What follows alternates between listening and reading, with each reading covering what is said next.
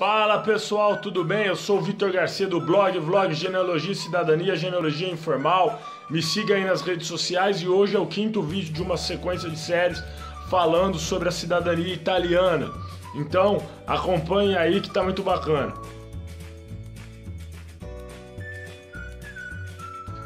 E é o seguinte, quando a gente começa a falar de cidadania italiana, boa parte das pessoas, ou pelo menos a maior parte das pessoas que se manifestam nas redes sociais, tem a intenção de fazer o processo na Itália, nas comunes italianas,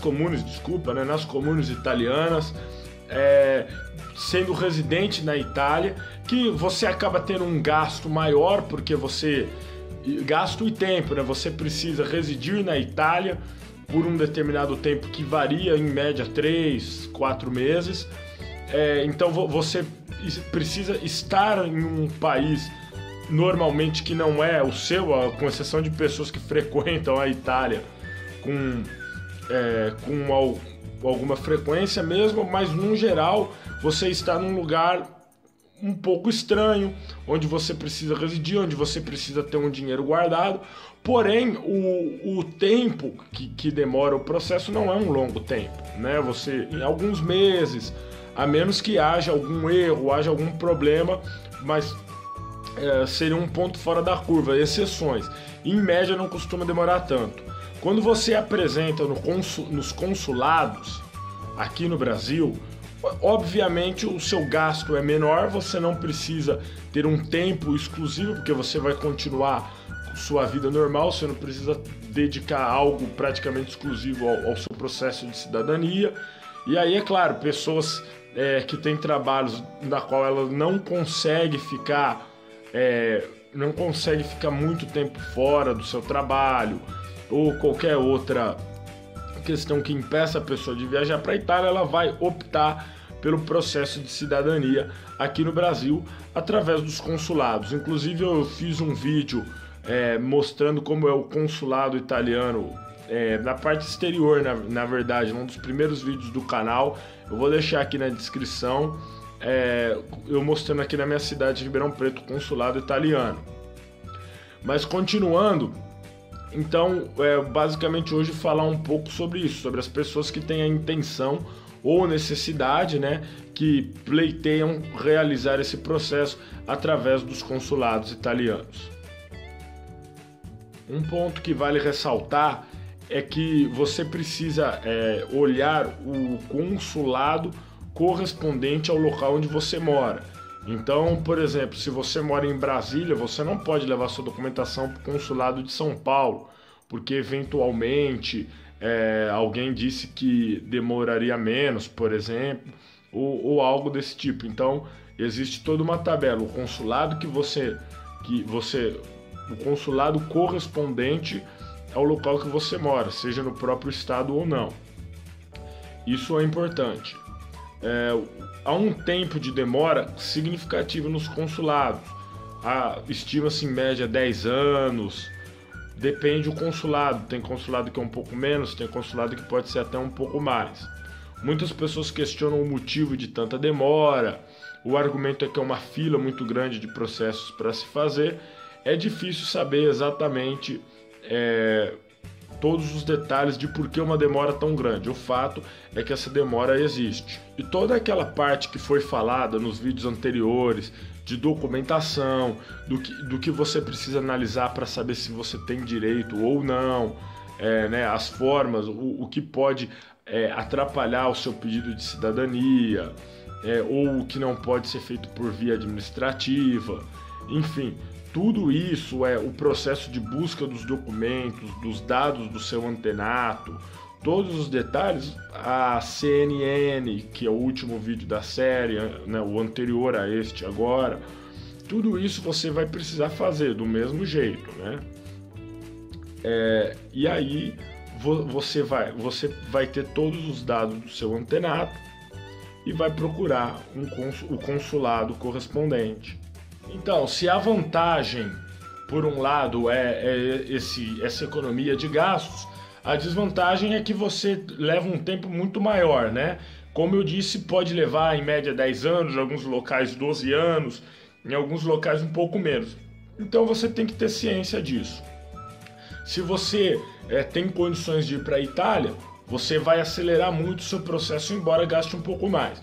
Se você não tem condições, dê entrada no consulado, que não é tão difícil. Agora o problema é a demora. Então basicamente a gente pode dividir esse processo em 4 fases. Qual que é o primeiro processo? Você entra na fila, então você preenche aí o requerimento, tudo bonitinho, você entra na fila, que é o que demora 5 anos, 7 anos, 10 anos, 12 anos, enfim. Nos consulados brasileiros é um tempo muito grande e você está na fila. Aí você será convocado. Então, geralmente uma vez por ano, dependendo do consulado, 2 vezes por ano, sai uma lista. E aí você precisa olhar essa lista e ver a sua convocação. Pode ser que alguns consulados, me parece, se eu não me engano, o consulado de Recife manda e-mail, mas é bom você estar sempre antenado, sempre se informando, porque se você perder essa convocação, você entra na fila novamente. Então o que acontece? Você fica na fila, é convocado, você leva a sua documentação. E aí tudo que foi CNN, documento dos antenatos, de todos os seus ascendentes, todo aquilo que for necessário. Eventualmente vai ter alguns documentos simples, como cópia de comprovante de residência, coisas assim, os seus documentos pessoais, que isso não é tão importante falar, né? Porque estão com vocês, coisas simples nesse sentido, né? E aí depois que você apresenta os dados, o consulado vai fazer a análise e posteriormente você é reconhecido. Me parece que essa análise está levando em média 6 meses, pode ser um pouco menos, um pouco mais, como eu já disse, depende de consulado para consulado, tá bom? E aí você é reconhecido. É um tempo muito maior do que se você for na Itália, né? Mas basicamente é este o trâmite.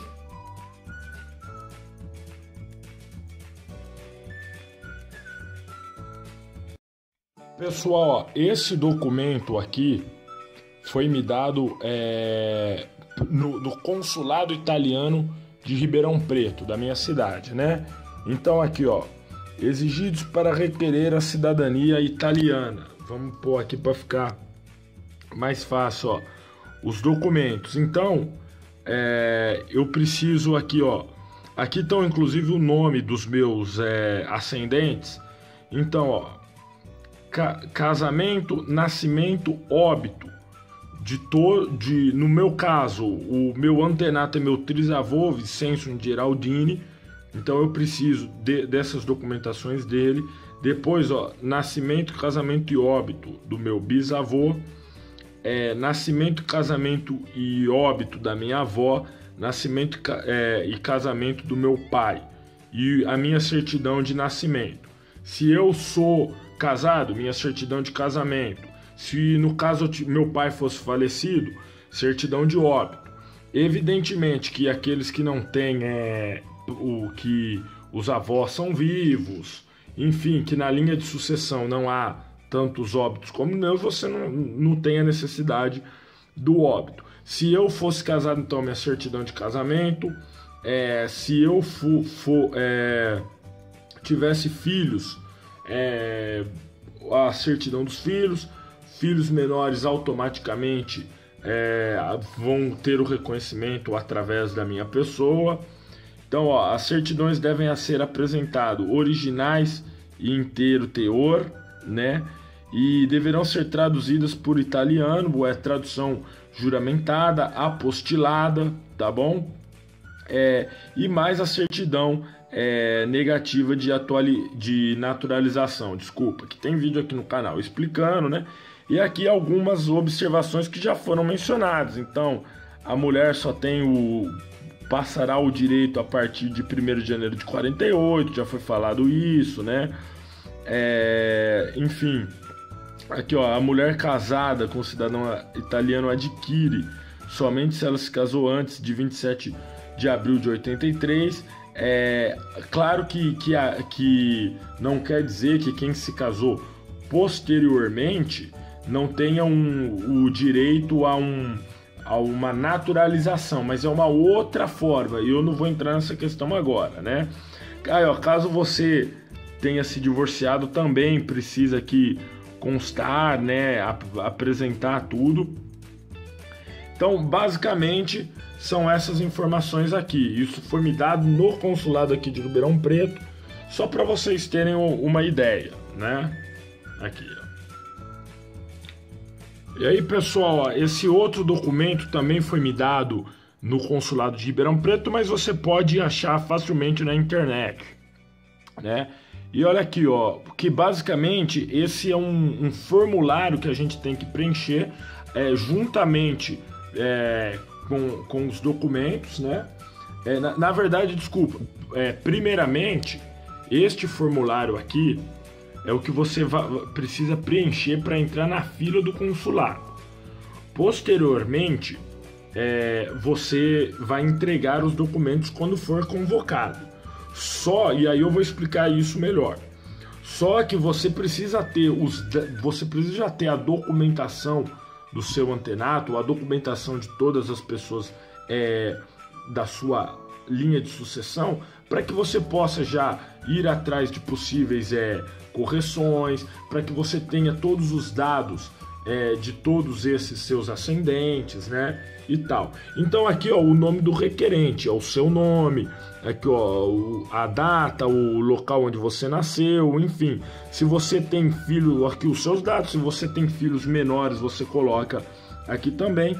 E aqui, ó, nos ascendente italiano é o seu antenato. Então, ó, nome, cognome, então nome, sobrenome, a data aqui de nascimento e o lugar onde nasceu, né? Olha aqui, ó.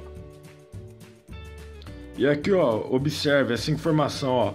Importante, para que a ficha de requerimento seja aceita, deverá ser preenchida pelo requerente na versão original, sem nenhuma alteração, impressa no papel simples, sem logotipos e enviada pelo correio por carta registrada com aviso de recebimento para o Consulado Geral da Itália, São Paulo, na Avenida Paulista. Então, importante isso aqui, para que vocês tenham conhecimento, viu? Este é um formulário para que você possa entrar na fila do consulado. Pessoal, se você não é de São Paulo, ou você não está num estado do qual você se porta ao consulado de São Paulo, o esquema é mais ou menos a mesma coisa, o modelo é muito similar. Você pode entrar no site do consulado, seja consulado do Rio de Janeiro, consulado de Recife, outros consulados, tá? É muito similar, não tem segredo quanto a isso. Aí, ó, como eu disse, eu vou... Agora sim, eu creio estar certo, né? Teve um problema aí, para não perder também o que eu falei, mas, ó, esse aqui para vocês, ó, requerente, ó.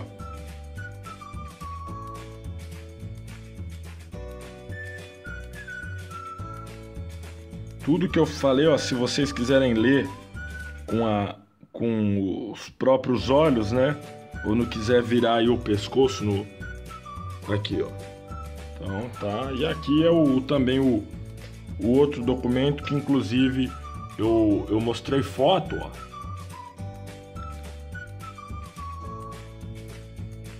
Então, é isso aqui, ó. Esse é o documento.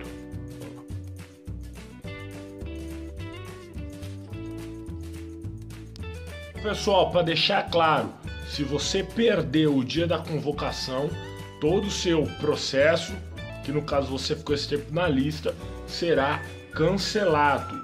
Com relação à documentação, toda a documentação deve ser também traduzida e apostilada, assim como acontece quando você comparece à Itália.